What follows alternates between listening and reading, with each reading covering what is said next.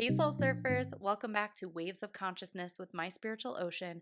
My name is Alicia. Today we are riding a combo wave of manifestation and nervous system regulation. We're going to talk about why nervous system regulation is so important when it comes to sustainable manifestation. So let's go ahead and dive on in. I first want to start off by saying that nervous system regulation is not a manifestation technique. There are nervous system regulation techniques, but nervous system regulation in and of itself is not a technique. I see people talk about nervous system regulation as if it is a manifestation technique, but really it is the core foundation for a peaceful, balanced life where you are empowered rather than reactive, and also a core foundational piece to get your manifestation. And not only that, to keep it. So let's start out by talking briefly about what the nervous system is. Your nervous system is the control center of your body. It's in charge of everything from thinking your thoughts to sending signals to different parts of your body to continuous functions such as breathing. In essence, your nervous system is the source of your physical, mental, and emotional health and well being. I'll talk briefly about the aspects of the nervous system, but I'm not going to go into much detail about it. But essentially, your nervous system is broken down into two aspects, and that is the somatic or voluntary aspect and the autonomic or involuntary aspect.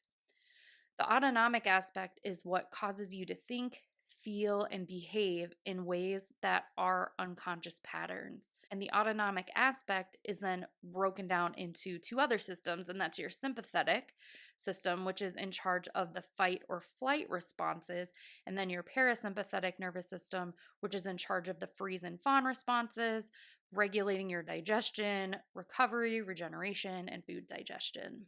Those are just kind of the basic aspects of the nervous system. When your nervous system is dysregulated, it negatively impacts the way you view and experience life. It can impact your thoughts negatively, and it also contributes to unfavorable patterns of behavior. A dysregulated nervous system causes you to respond in seemingly inappropriate ways to events, people, scenarios by either under or overreacting. And dysregulated nervous systems can manifest as mental health issues such as depression, anxiety, panic, sleep disturbance, poor memory and concentration, and attention span, irritability, fatigue, etc. And also, it manifests as inappropriate behaviors such as passive aggressiveness, shutting down, lying, combativeness, and even emotional outbursts. Causes of a dysregulated nervous system can include chronic stress, trauma, addictive substances, challenging financial and social circumstances, major life changes, toxins, gut issues, and inflammation. Also, holding on to or suppressing your emotions can cause a dysregulated nervous system. Now that we've talked about a dysregulated nervous system, what about a regulated nervous system? When your nervous system is regulated, thinking and behaving in a way that feels good for you is natural and effortless. The more calm you are and the more regulated you are, the more magnetic your energy is, and the faster and more sustainably things will happen for you. It's also going to help you choose behaviors and actions that genuinely feel good for you and that are not rooted in fear. Now, nervous system regulation is not required to manifest because you are always manifesting 24/7, but it makes it easier to sustain your manifestation and shift your self concept with ease when you regulate your nervous system. Now, I see people talk in the community about how nervous system regulation isn't needed and that it's actually conditioning your manifestation, but I disagree with that because it's not that it's conditioning your manifestation, it's helping you sustain it and feel peaceful with it. You can have your manifestation and regulate your nervous system and learn those skills at the same time. You don't have to have a fully regulated nervous system to get your manifestation. So please don't put that condition on yourself.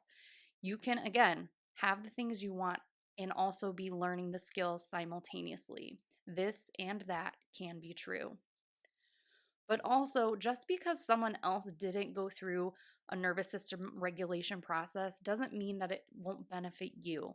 Some people grew up in households where a regulated nervous system was just part of the way the dynamic of the family was. In dysfunctional families, there's usually a lack of emotional regulation. There may not be emotionally mature parents there to model emotional regulation or how to regulate yourself. So, in those kinds of dynamics, these may be skills that you need to learn. And I also see that some people the way they talk about nervous system regulation and the things that they do, they actually are regulating their nervous system. They just don't realize that's what it is. So when coaches talk about allowing your emotions and they're saying you don't have to regulate your nervous system, allowing your emotions and validating them and releasing them is a part of the nervous system regulation process. So, just because it's not labeled the same doesn't mean that's not actually part of the process that they teach, talk about, or engage in. And I think it's also very important to remember that just because you came from the same set of circumstances as somebody else doesn't mean that you might not need nervous system regulation as well. It's not about the circumstance. Like we say in Law of Assumption, circumstances don't matter because they don't, but they can have affected you differently. You can come from the same circumstances as somebody else and have a completely different outlook on life because of the way that you were able to handle those scenarios during that time, and also the meaning that you gave to yourself and the messages you received at that time. So I just like to remind people that everyone's experience is different and unique, and just because one person may not have had to go through a certain process doesn't mean that it will not be beneficial and help you out in the long run as well. Okay, moving on now. This is one of the most important things that I wish I knew sooner when I was learning about conscious manifestation and also self concept transformation. And that is that your subconscious mind is not just in your mind. It's not just part of your brain. The body is an extension of the subconscious mind, and the subconscious mind remembers everything. It's always collecting data. So even if you're not consciously aware of something, your subconscious remembers it. And that's why the body tends to react before the mind even knows what's going on. Most people have been taught to disconnect from themselves and their bodies, which makes it less likely to notice these bodily reactions. So when I offer coaching and I work with coaching clients, one thing I talk about is starting to observe and notice where you feel things in your body, especially if you're feeling triggered. Start to bring awareness where that sensation is in your body and how your body is responding. So, for example, when I used to feel triggered or in a state of fear, I guess it would kind of depend what the scenario was, but my heart would start racing. And I didn't even realize I was doing this. I would hold my breath. I would stop breathing. I had no idea I was doing that. So, when I started bringing awareness to how my body responds, and you might not be able to even do this reflection or awareness until after the trigger has been removed from your environment, but you can reflect back and ask yourself, how did my body respond? What was I feeling? Where in my body did I notice that? And then after that, you can look into what thoughts was I thinking at that time? What core belief was triggered in that scenario? That's why it's so important to learn to listen to your body and to bring awareness to your bodily sensations. Now, also remember, in order to manifest, your conscious mind and subconscious mind have to agree in order for the full fruition of your manifestation to come to life. So, your conscious thinking mind and your body, which is your subconscious mind or the kind of messenger for your subconscious mind, have to agree.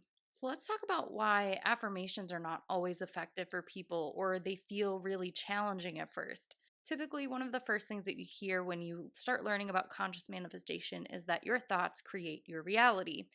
And that is true to some extent. So when you hear that, you start to do affirmations like, I am loved, I am lovable, I am rich, I am wealthy, all the things that you want to be and want to experience. But the reason this is so challenging is because when you start to do these affirmations, your conscious mind is on board, but your subconscious mind is not fully getting it yet. It's not fully sold on the idea of you are rich, you are wealthy, you are lovable. So what happens is affirmations leave people intellectualizing their affirmations and not doing the energetic or emotional release work that is usually needed for these affirmations to really stick.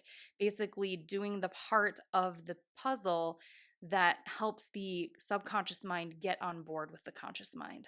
So when you start to think favorable thoughts, when you're in a dysregulated state or your nervous system isn't agreeing with that, it isn't very helpful.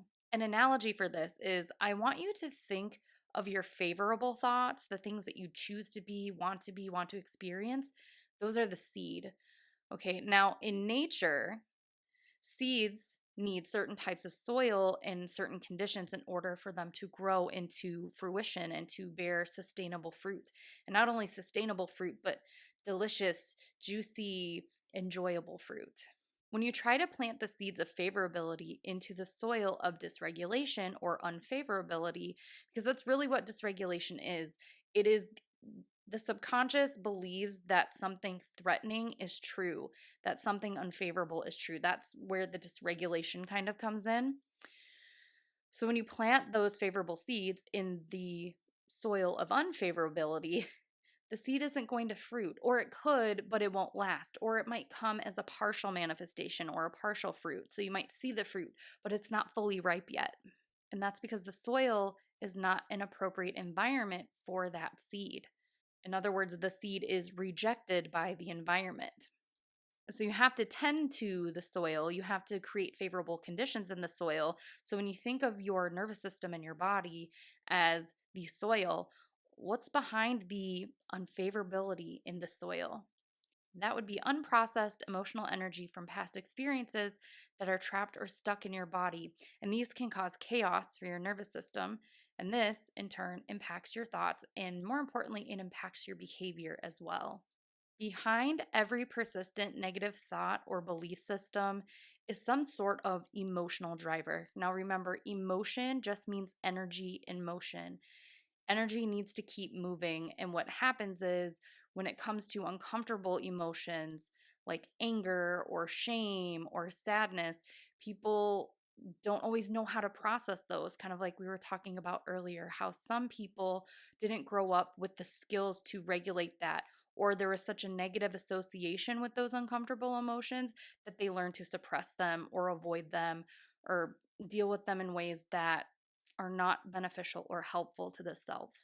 So, when you're trying to change your beliefs without releasing the emotional driver, it feels challenging. Sometimes it feels like hitting your head against a brick wall. And there can be this resistance to that change and to really have that affirmation or belief that you're trying to shift really stick. So it's vital to remove that emotional driver, which then in turn makes the belief system lose momentum, and then you can choose a new belief with ease. So when people are doing affirmations, a lot of times they will do it in a state of fear or because they're uncomfortable with where they're at. But when you learn to process those emotions, stabilize yourself, then you can switch to a new, what they would call a better feeling thought in a stabilized condition. If you are somebody who is learning the skill of emotional regulation, my go to method for this is the validate and shift method, or you can also call it the regulate, release, and replace method. So what you do is essentially when you bring awareness to the uncomfortable emotion, you notice where it is in your body, you allow it to be there, and then you find a way to release that energy. So one of my favorite statements when I am feeling an uncomfortable emotion is, even though I feel this way, I love and accept myself. Sometimes I'll put my hands on my heart. There's also different ways to discharge this energy from the body depending what emotion is arising.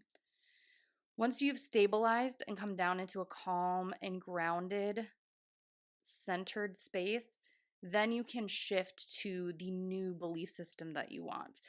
The other thing that's helpful as well is when you are feeling those uncomfortable emotions, a lot of times there is a negative association with them. So if somebody's feeling something uncomfortable, they may think things never work out for me, things never happen for me, I'm going to get in trouble for feeling this way. That can come from childhood. Most things usually do come from childhood, but when you think about the messages you received about your emotions and what feeling certain emotions meant for you, you may see a connection to how you choose or not choose most of the time, because many people are reactive, to handle those emotions.